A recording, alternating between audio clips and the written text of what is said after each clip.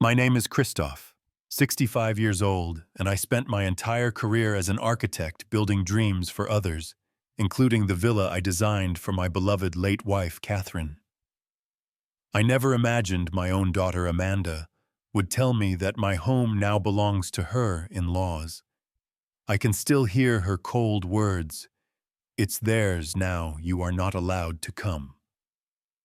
While my heart shattered into pieces, I simply smiled and nodded, already forming a plan.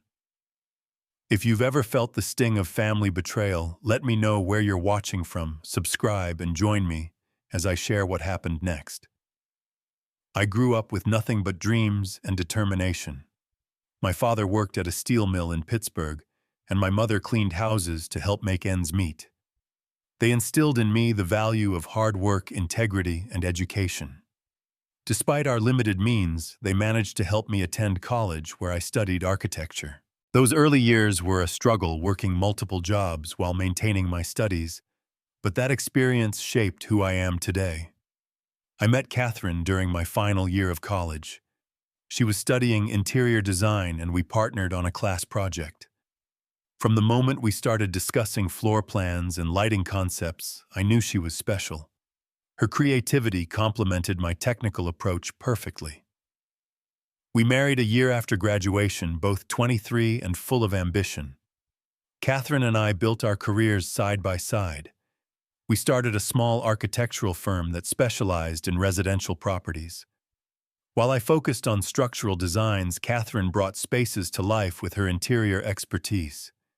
We worked long hours, often bringing blueprints home and spreading them across our tiny apartment dining table. Those were challenging but fulfilling years. Our biggest struggle wasn't professional, but personal. For 15 years, we tried to have a child. We went through numerous fertility treatments, suffered 3 heartbreaking miscarriages, and nearly gave up hope. Then, when Catherine was 39, the miracle happened. She became pregnant with Amanda, and the pregnancy went smoothly. I still remember holding our daughter for the first time, this tiny, perfect human that we had wanted for so long. Catherine and I promised each other we would give Amanda everything we never had. And we did.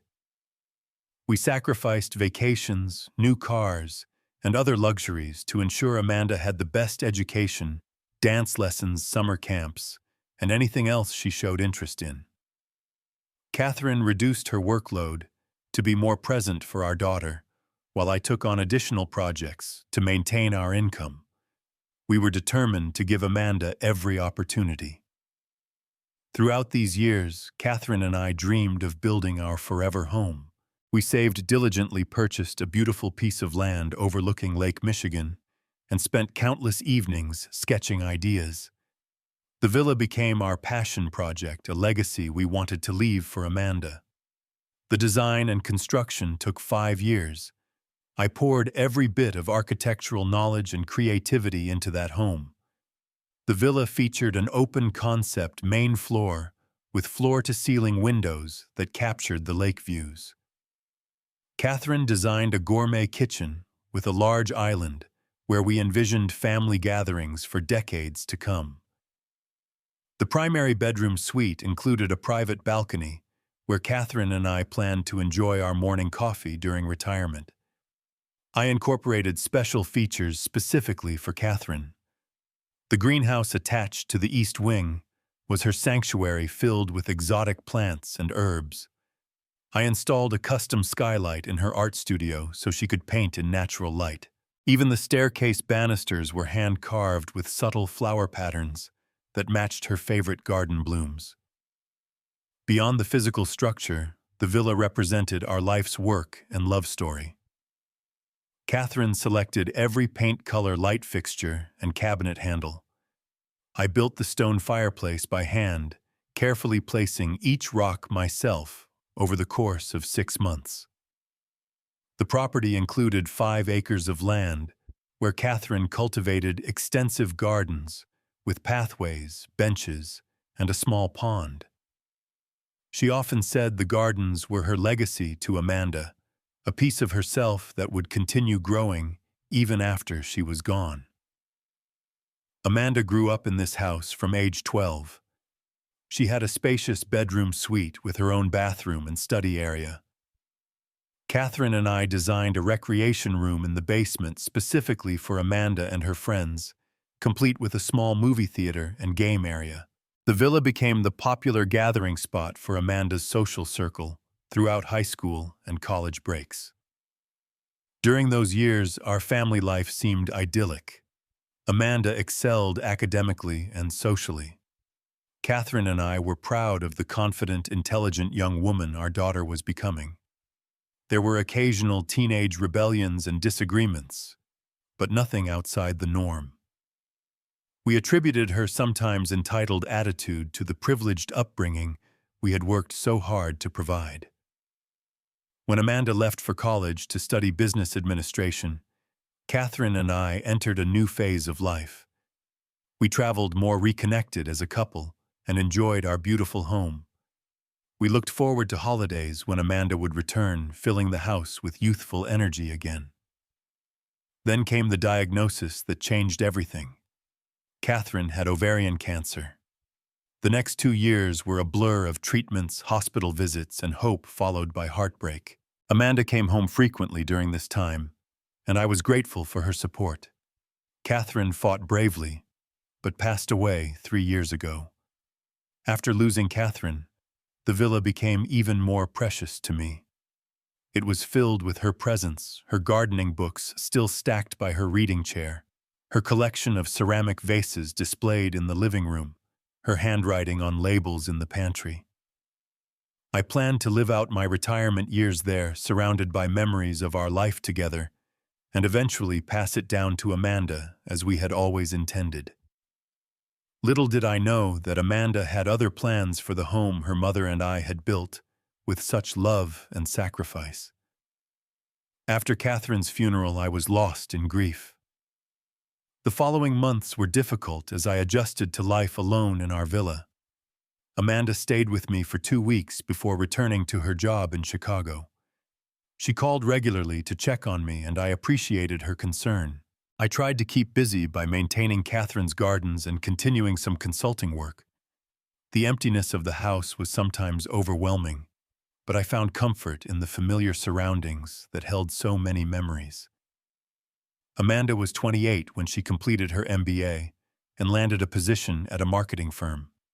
She seemed driven and independent, qualities Catherine and I had always encouraged. I was proud of her accomplishments and relieved that she was building a successful life. I had set up a substantial trust fund for her education, and she graduated without any student debt thanks to our planning. About a year after Catherine's passing, Amanda called with news that she had met someone special. His name was Jackson Preston, a financial analyst from a prominent family in Chicago. She sounded happier than she had been since her mother died, and I was pleased for her. When she asked if she could bring him to visit, I eagerly agreed, hoping this relationship might be bringing joy back into her life.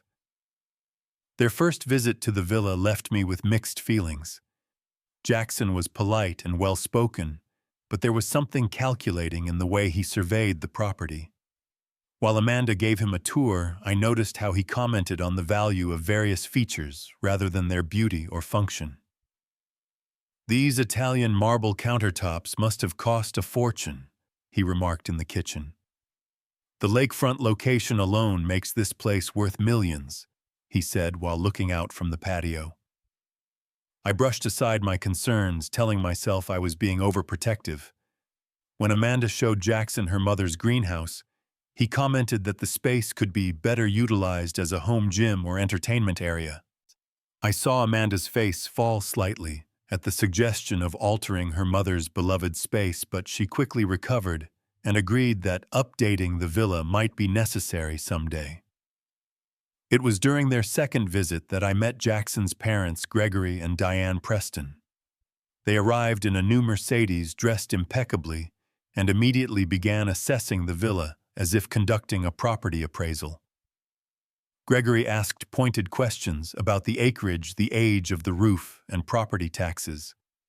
Diane suggested several times that the decor was charming but outdated. I maintained my hospitality, but their interest in the material aspects of my home rather than getting to know me as their son's girlfriend's father was troubling. At dinner that evening, Gregory dominated the conversation with stories of the Prestons' vacation properties and country club memberships. "We've always believed in investing in real estate," he said. "Property is the only true wealth that gets passed through generations."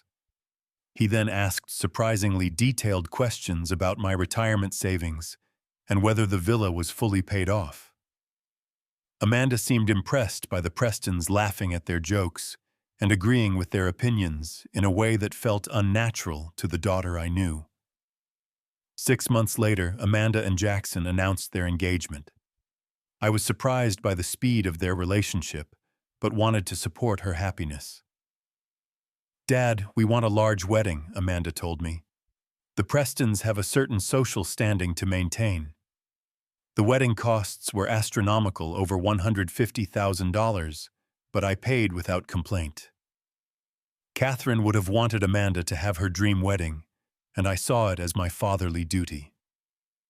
The ceremony was elegant but impersonal.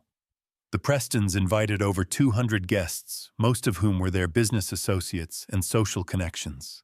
I knew fewer than 30 people at my own daughter's wedding.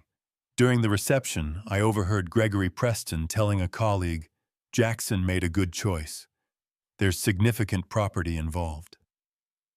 The comment made my skin crawl, but I dismissed it as tasteless wedding talk. After the honeymoon, subtle changes in Amanda became more noticeable. She called less frequently. When she and Jackson visited, she began criticizing aspects of the villa that she had previously loved. "Dad, these gardens require too much maintenance," she said while looking at Catherine's flower beds. "And this kitchen is so dated, no one does granite countertops anymore." Her words stung as each criticism felt like a slight against her mother's memory. The Prestons began visiting more often, usually unannounced. Each time they would walk through the house discussing potential improvements. Diane would run her finger along surfaces checking for dust. Gregory would make notes on his phone while examining the structure. "This place has good bones, but it needs significant updating to reach its potential market value," he said once, not realizing I could hear him from the next room. I tried to maintain a good relationship with Amanda, despite the growing tension. When I suggested meeting in Chicago for dinner, just the two of us, she always had excuses. "Jackson and I are saving for our own place, Dad. We're cutting back on restaurant meals," she would say, though I had offered to pay. When I mentioned visiting them in the city, she deflected, saying their apartment was too small for guests. The first major incident occurred during Thanksgiving, about a year into Amanda's marriage. The Prestons arrived with Amanda and Jackson bringing their own wine and side dishes, because, as Diane put it, we have certain standards for holiday meals. During dinner, Jackson mentioned that they had been house hunting without success. "Nothing we've seen has the right pedigree," he complained. Gregory looked directly at me and said, "Christoph, at your age, don't you find this place overwhelming to maintain? It would make sense to downsize to something more manageable." Before I could respond, Amanda jumped in. "Dad's too stubborn to consider that, Gregory. He'll stay here until he can't climb the stairs anymore." I was hurt by her characterization and the fact that she sided with her father-in-law over me. "This home holds precious memories," I said quietly. "Catherine and I built it to enjoy in our retirement years." "Sentimentality is expensive," Gregory replied with a dismissive wave. "Property should be viewed as an asset, not a scrapbook." I noticed Amanda nodding in agreement, a gesture that felt like betrayal. By the end of the evening, I felt like a guest in my own home while the Prestons acted like the rightful owners. As they left, Jackson patted me on the shoulder and said, "Think about what Gregory said. We could help you find a nice retirement community." I stood in the doorway, watching them drive away, realizing with a sinking heart that my relationship with my daughter was changing in ways I never anticipated. Over the next 2 years, Amanda became increasingly distant. What had once been weekly phone calls dwindled to monthly, then to special occasions only. When I called her, the conversations were brief and superficial. "Sorry, Dad, I'm really busy with work. Can I call you back later?" She rarely did. My attempts to maintain our relationship became increasingly one-sided. I sent thoughtful gifts for her birthday and Christmas while she responded with generic gift cards. I emailed photos of Catherine's garden in bloom, knowing how much she had once loved her mother's flowers, but received only brief replies. "Looks nice, Dad." Meanwhile, the Prestons' influence on Amanda grew stronger. She began using phrases I recognized from Gregory referring to wealth management strategies and property portfolios. Her clothing and mannerisms changed to mirror Diane's polished, somewhat cold style. When I mentioned these changes during a rare visit, Amanda dismissed my observations. "I'm growing up, Dad. Moving in different circles now." During this period, I invited Amanda and Jackson for dinner at least once a month, but they accepted perhaps one invitation out of 4. When they did visit, Jackson would inevitably steer the conversation toward the villa. "Have you had the property appraised recently? Christoph lakefront real estate has skyrocketed in value." Or, "This place must be a tax burden for someone on a fixed income." I maintained my composure during these conversations, though they made me increasingly uncomfortable. "The house is paid for," I would explain, "and my architectural pension is quite adequate for my needs."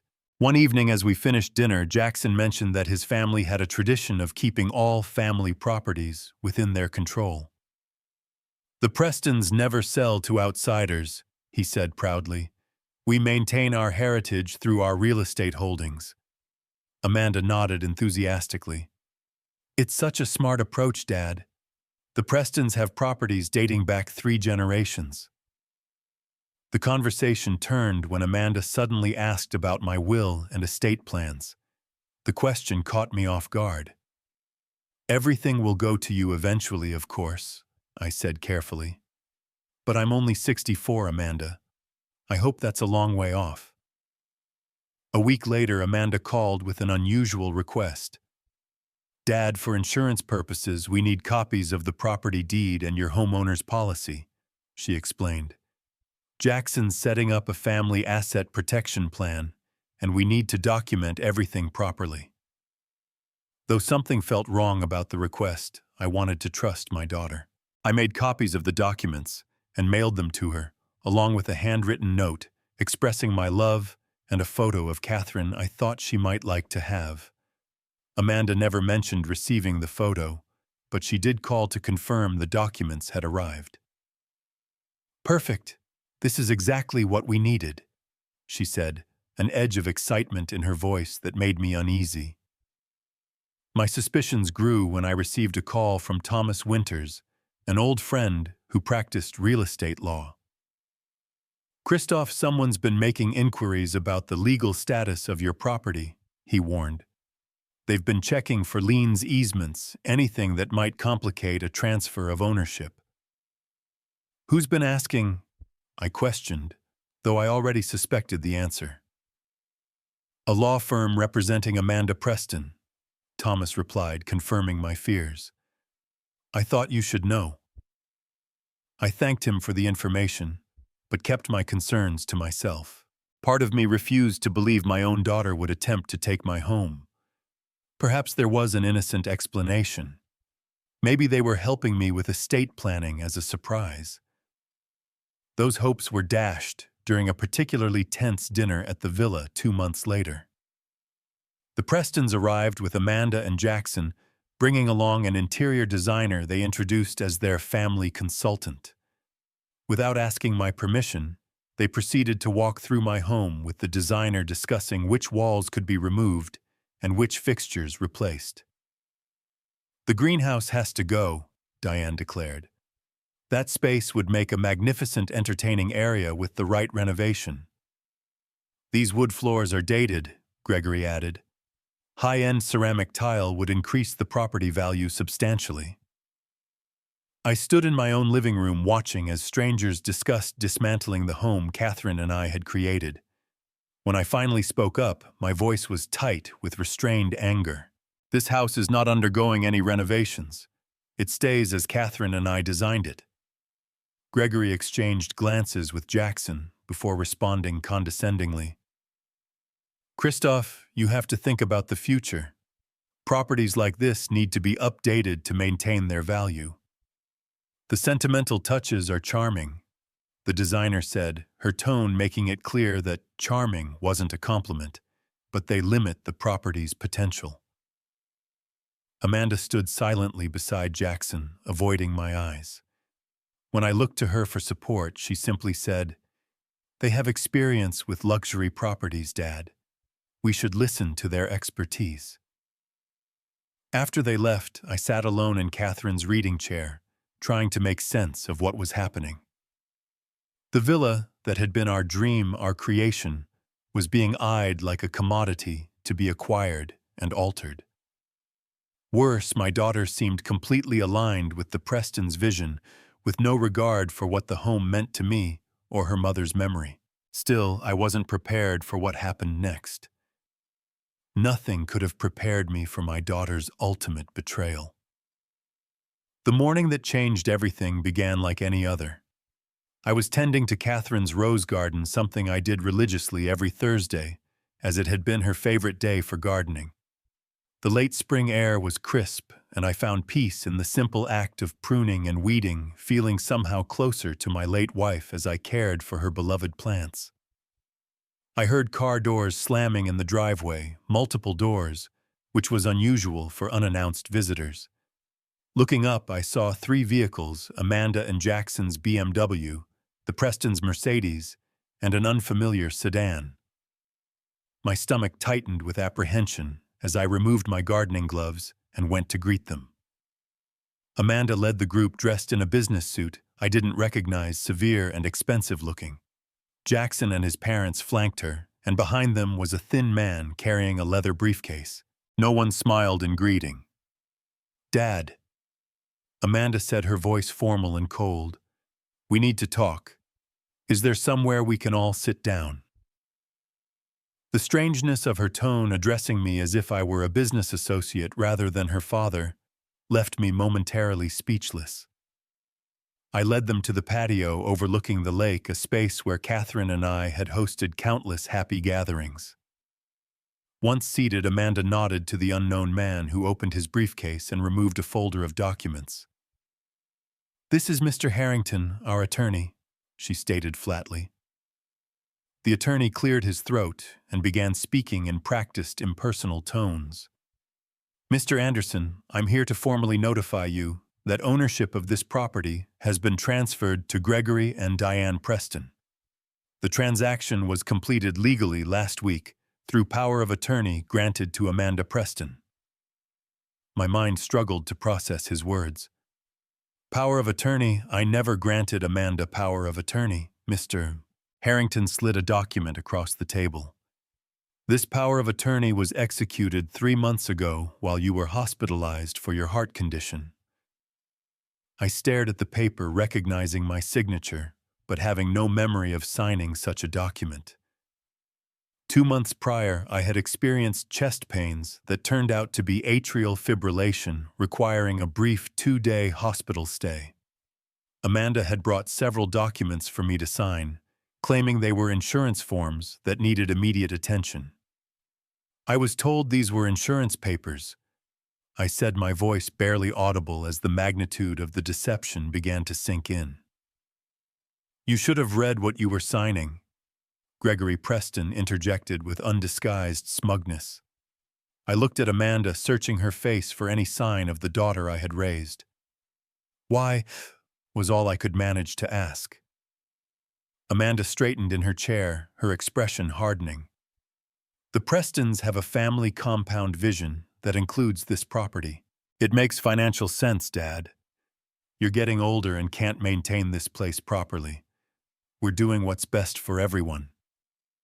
"Best for everyone," I repeated incredulously. "This is my home. Your mother and I built it together." How could taking it possibly be best for me? Don't be dramatic, Amanda replied dismissively. You'll be more comfortable in a retirement community where you have support. The Prestons have already found several options for you. I turned to look at each of them, Gregory's triumphant smile, Diane's critical assessment of the patio furniture, Jackson's studied indifference, and finally back to Amanda, whose eyes now avoided mine. This is my home, I stated again, my voice finding strength in the fundamental truth of those words. Amanda stood abruptly. Not anymore. It's theirs now. You are not allowed to come back after this weekend. We expect you to remove your personal belongings by Sunday evening. And the brutality of her statement struck me like a physical blow. For a moment I couldn't breathe, couldn't think. This child I had raised, loved, sacrificed for this extension of Catherine and myself, was evicting me from my own home. I looked past her to the garden Catherine had planted, to the lake view we had cherished, to the hand-built pergola where we had renewed our vows on our 30th anniversary. Everything that anchored me to this world was being ripped away by my own daughter. The Prestons began discussing renovation plans as if I weren't present. Gregory talked about expanding the master suite, while Diane suggested converting Catherine's greenhouse into a spa area. Jackson pulled out a tablet and began showing architectural renderings they had already designed changes to my home. Something inside me went very still and quiet. A strange calm descended as I watched them dissect the life Catherine and I had built. I realized in that moment that fighting openly would give them a satisfaction I refused to provide. Instead, I simply smiled and nodded.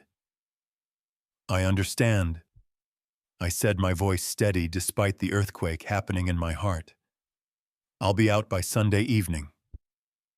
My response clearly caught them off guard. Amanda looked suspicious. Gregory disappointed, as if they had been anticipating a scene that would justify their cruelty. Well, that's sensible of you, Amanda said uncertainly. I stood up. If you'll excuse me, I have packing to do.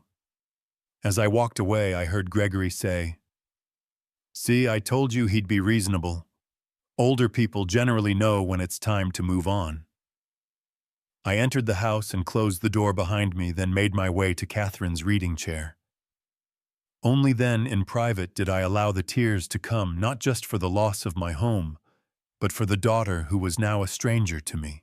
Yet even as I grieved, a small voice in the back of my mind whispered that this wasn't over. The Prestons and Amanda had made a critical mistake in their arrogance and greed. They believed I would simply surrender everything Catherine and I had built. They were about to discover how wrong they were. That night, after Amanda and the Prestons left to give me space to process and pack, I sat in my kitchen, unable to sleep. The silence of the house seemed to amplify the echoes of Catherine's laughter, the memories of Amanda's childhood giggles, the countless family dinners we had shared at this very table. How had the little girl we raised with such love become capable of such cold betrayal? I found myself speaking aloud to Catherine, as I often did when alone. What would you do, my love? I asked the empty room. How did we fail so badly with our daughter? The answer came not as Catherine's voice, but as a realization of what truly mattered. This house, as dear as it was to me, was ultimately just a structure. The real treasures were the memories and the principles Catherine and I had lived by: honesty, integrity, hard work. These were things Amanda and the Prestons could never take from me, no matter what legal tricks they employed. With this clarity came resolve. I would not allow them to steal not just my home, but the dignity Catherine and I had built our lives upon. Early the next morning, I called Thomas Winters, my old friend and real estate attorney. We had known each other for over 40 years, having met when I designed his first office building. Thomas arrived within the hour, his face grave with concern as I explained the situation.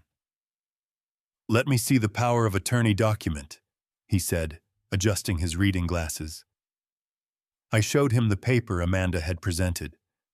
Thomas studied it carefully, occasionally making notes. After several minutes, he looked up with a gleam in his eye.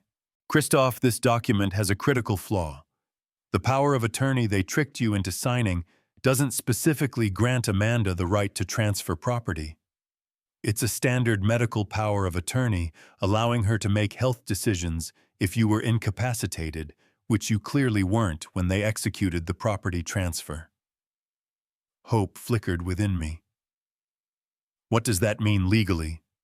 It means, Thomas said with growing confidence, that the transfer is potentially void.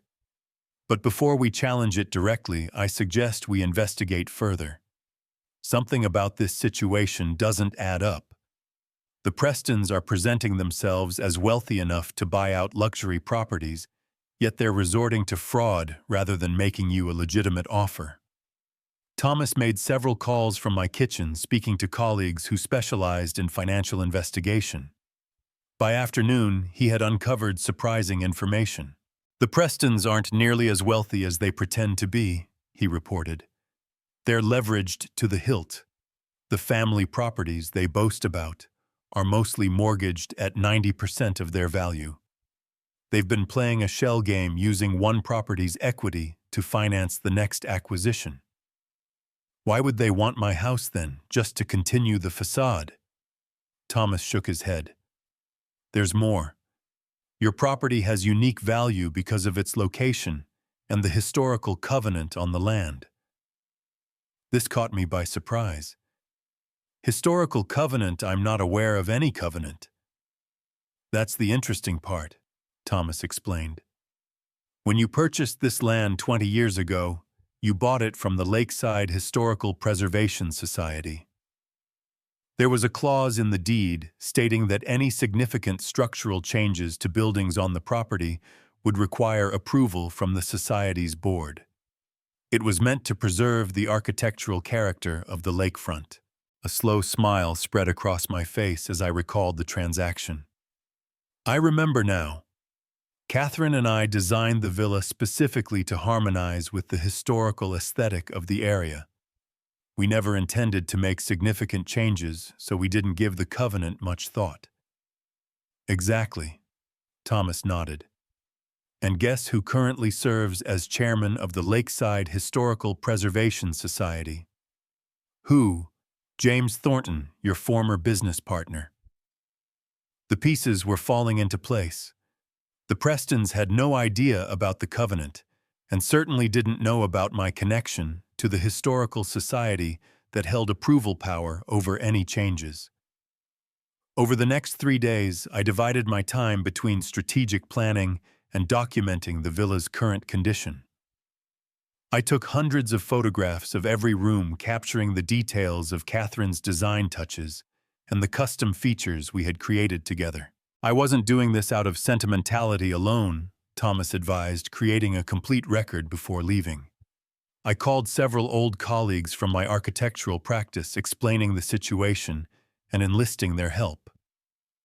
Many had worked on the villa's construction and shared my outrage at the Preston scheme.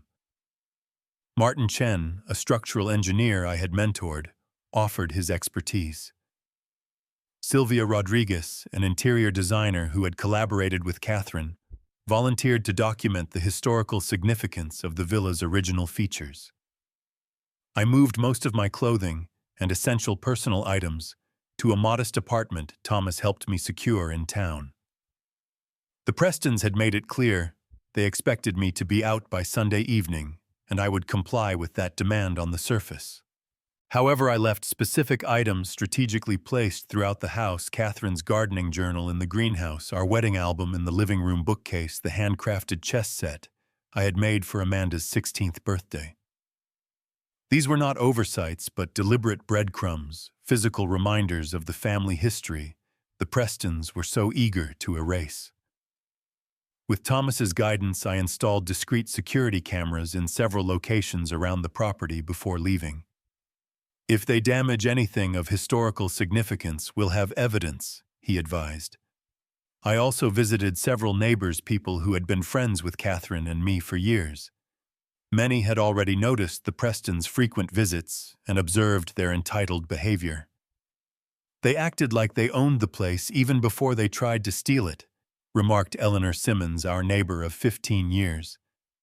Those people have had their eyes on your property from day one.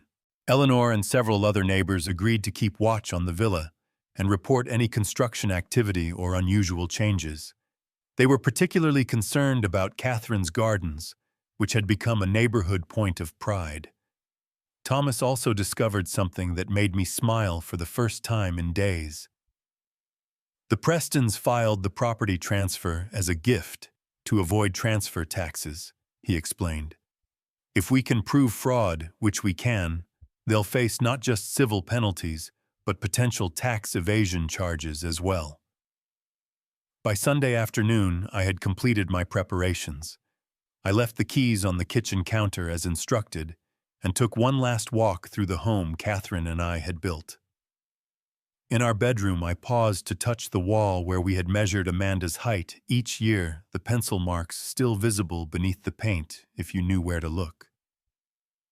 "I'll be back," I whispered to Catherine's memory. As I drove away, I glanced in the rearview mirror at the villa silhouetted against the setting sun. The Prestons thought they were moving into their new luxury home tomorrow. Instead, they would be walking into a carefully laid trap, one baited with their own greed and arrogance. I checked into my apartment and called Thomas to confirm our plan for the morning. Then I laid out my best suit, the one Catherine had always said made me look distinguished, ready for tomorrow's confrontation. For the first time since Amanda's betrayal, I slept soundly, comforted by the knowledge that while the Prestons thought they had won, they had actually sealed their own defeat. Monday morning arrived with perfect early summer weather, clear skies and gentle warmth that Catherine would have called garden party perfect. I dressed carefully in my charcoal suit, Catherine's favorite tie clip secured at my throat.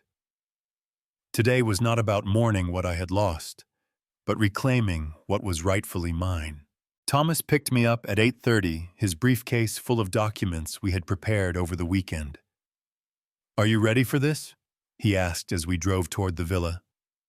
"More than ready," I replied, feeling a calm certainty. They came after the wrong architect. We arrived at the villa to find the Prestons' moving trucks already in the driveway, along with several luxury cars. Workers were unloading furniture and artwork that clashed with the villa's carefully designed aesthetic. I spotted an ornate gold-framed mirror that looked particularly out of place against the clean lines of the entryway. Amanda noticed our car first, her expression shifting from surprise to annoyance. She hurried over as we parked Jackson close behind her. "Dad, what are you doing here? We discussed this. You need to respect the new ownership situation," she said, her voice tense with forced politeness for the benefit of the moving crew. "Good morning, Amanda," I replied pleasantly. "I brought a housewarming gift for the Prestons. I thought that would be appropriate under the circumstances." My calm demeanor clearly unsettled her. She glanced at Thomas, then at the leather portfolio I carried. "Who is this?" "We have movers here. This isn't a good time for whatever this is." "This is Thomas Winters, my attorney, and I think the Prestons will want to see what I've brought. It concerns the property quite directly." Before Amanda could object further, Gregory and Diane Preston emerged from the house, their faces darkening at the sight of me. "Christoph," Gregory said curtly, "this is unexpected. We had an agreement." "Indeed we did," I replied cordially. "And I've brought something to mark the occasion. Shall we discuss it inside? It's rather detailed." Curiosity overcame their irritation. Perhaps they thought I had brought additional property documents or was preparing to sign something else away. Gregory nodded stiffly, and our unusual party moved into the living room, the same room where they had delivered their ultimatum days before. The space was already in disarray, with Catherine's carefully curated furnishings pushed aside to make way for the Preston's gaudy pieces. Seeing the disorder strengthened my resolve. As new owners of this property, I began opening the leather portfolio. There are some important details you should be aware of. I removed the first document and placed it on the coffee table. This is the original land deed from when Catherine and I purchased this property 20 years ago. You'll notice paragraph 7 highlighted for your convenience. Gregory leaned forward, reluctantly scanning the text. His face paled slightly. What is this about a historical covenant? The land this villa sits on falls under the protection of the Lakeside Historical Preservation Society, I explained. Any structural changes, renovations, or alterations to the property's character require approval from the Society's Board of Directors. That's ridiculous, Jackson interjected. Properties change hands and get updated all the time around here. With proper approvals, yes, Thomas confirmed.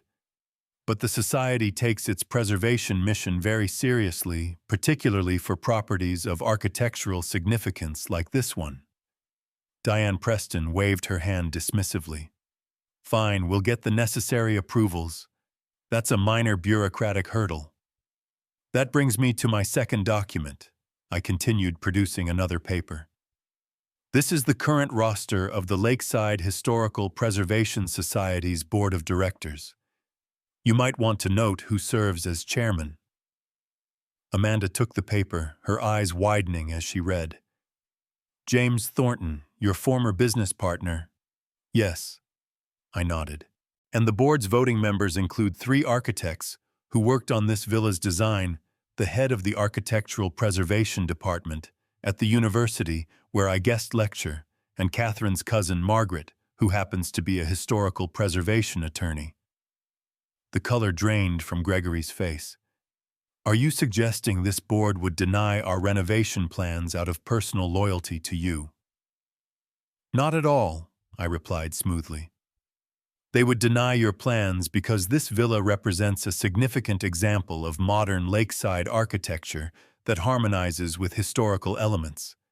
Its design has been featured in architectural journals and preservation publications. The board protects properties based on merit, not personal connections.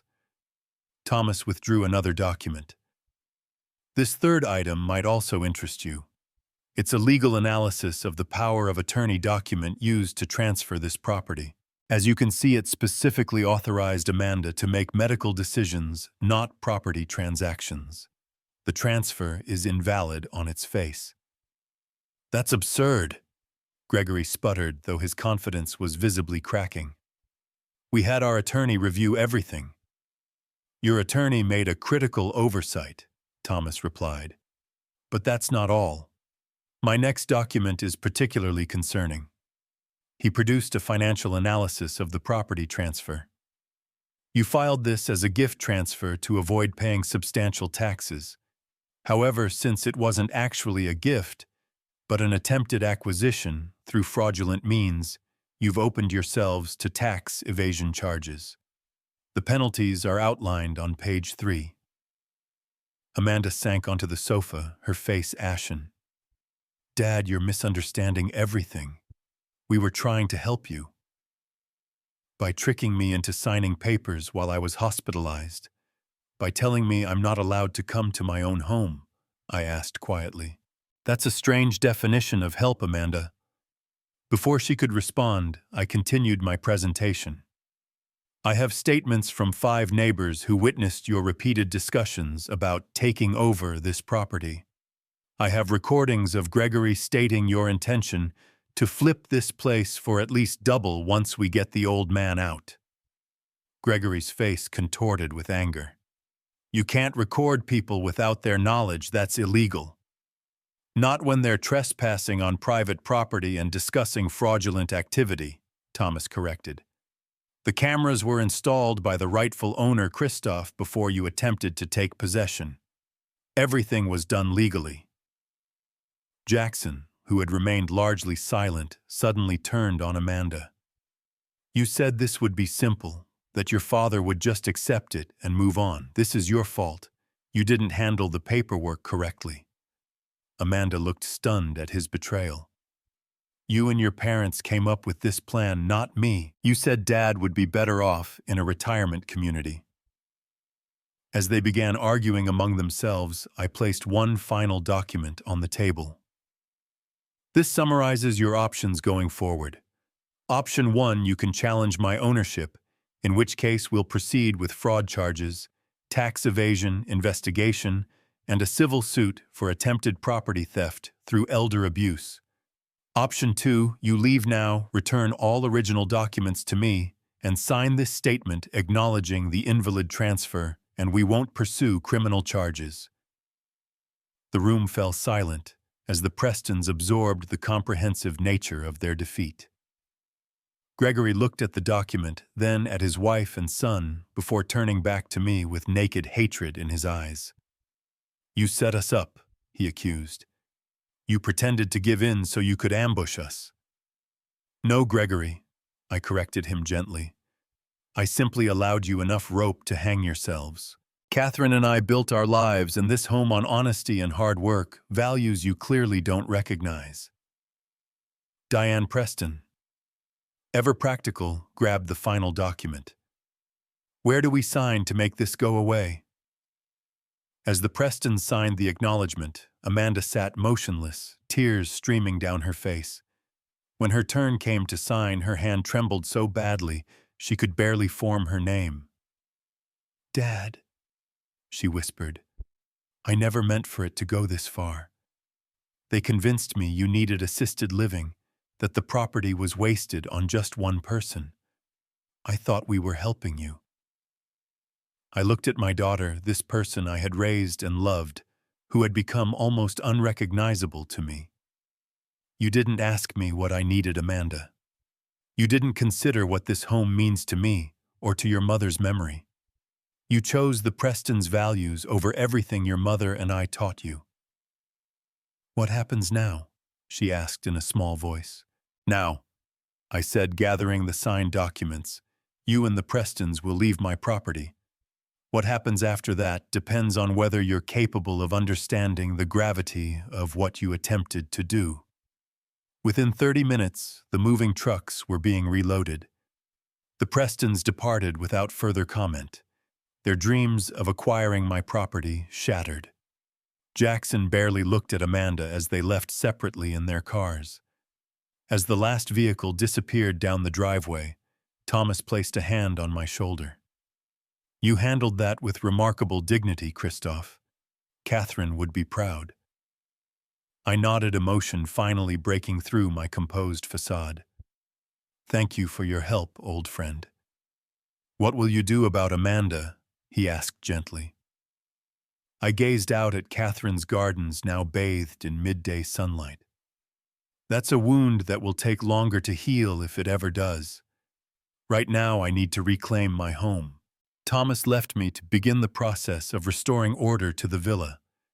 As I moved Catherine's books back to their rightful places and returned her vases to their shelves, I felt her presence strongly. We had built this home as a testament to our love and as a legacy for Amanda. The fact that Amanda had rejected that legacy was a pain I would carry for a long time. But standing in the home Catherine and I had created together, I knew that while betrayal had entered these walls, it would not define them or me. I had protected what we built not just for myself, but for the values we had lived by. In doing so, I had honored Catherine's memory in the most meaningful way possible. In the weeks following the confrontation with the Prestons, I experienced emotions I never expected to feel at this stage of life. The villa that had always been my sanctuary now echoed with a hollowness I couldn't quite shake. I would catch myself setting the dinner table for two or calling out to share something interesting I'd read only to be met with silence. The absence of Catherine had been painful. The betrayal by Amanda created a new kind of emptiness. Each room held memories of family gatherings that now seemed like scenes from someone else's life. the kitchen where Amanda had learned to bake Catherine's famous apple pie, the study where I had helped her with science projects, the back patio where we had celebrated her college acceptance. These happy memories were now tinged with the knowledge that the daughter we raised had been capable of such calculated betrayal. Sleep proved elusive. I would lie awake wondering where I had gone wrong as a father, what signs I had missed. Had Catherine and I indulged Amanda too much? Had losing her mother damaged something fundamental in her understanding of family? Or had the Prestons' influence simply overwhelmed whatever values we had instilled? Thomas checked in regularly, concerned about my isolation. "You can't just hide away in that house, Christoph," he admonished during one visit. "Catherine wouldn't want that for you." He was right, of course. Catherine had always been the one to push me out of my comfort zone, to connect with others, to live fully. Honoring her memory meant doing more than just preserving our home. It meant preserving the spirit with which we had lived in it. With that realization, I began reaching out to old friends and colleagues. I invited Martin Chen and his wife for dinner, dusting off Catherine's recipes to prepare her favorite salmon dish. I called Sylvia Rodriguez to help restore some design elements of the villa that had been disrupted during the Prestons' brief occupation. These small social connections began to fill the silence with new conversations. One evening, Eleanor Simmons, our neighbor, invited me to a community meeting at the local senior center. "They're discussing the problem of elder financial abuse," she explained. "Given what you went through, I thought you might have something to contribute." I reluctantly agreed, not eager to revisit my experience, but recognizing the potential value in sharing it. As I listened to others describe similar situations, children or caregivers manipulating vulnerable seniors, family members feeling entitled to assets they hadn't earned, I realized how common my experience was. When I finally spoke, describing how Amanda and the Prestons had attempted to take my home, I was surprised by the emotional release it provided. The room filled with murmurs of understanding and support. "How did you fight back?" asked a gentleman in his 70s who had lost his savings to his son's manipulation. I explained the legal steps Thomas and I had taken, the importance of documentation, and the value of understanding property laws. By the end of the evening, several people had requested my contact information for further advice. The senior center director, Maria Gonzalez, approached me afterward. "We need more people like you sharing these experiences," she said earnestly. "Many seniors don't know their rights or how to protect themselves. Would you consider speaking at our monthly education series?" This invitation led to an unexpected new chapter in my life. I began researching elder rights and property law, preparing presentations that combined my architectural knowledge with my personal experience. The sessions grew from a handful of attendees to standing room only. I reconnected with former clients and colleagues, many of whom were facing similar challenges with adult children or family members making claims on their property.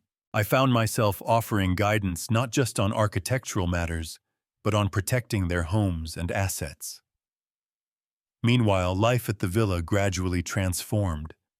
I converted one of the spare bedrooms into a proper office where I could meet with seniors seeking advice. Catherine's greenhouse, which had nearly become the Preston Spa, became a gathering place for a gardening group Eleanor organized for residents of a nearby retirement community.